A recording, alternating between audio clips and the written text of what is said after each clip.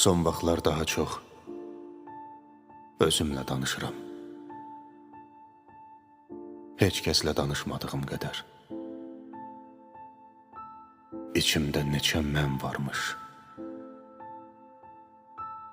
Uşaq, böyük, zəif, güclü, biraz məsum, biraz dəli.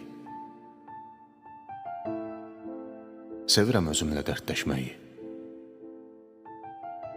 Kimsə mən qədər tanımaz ki məni. Yaxşılığımı, gözəlliyimi, məhrəmimi. Sevirəm məndəki mənləri. Hər biri yaşadıqlarımın əsəri.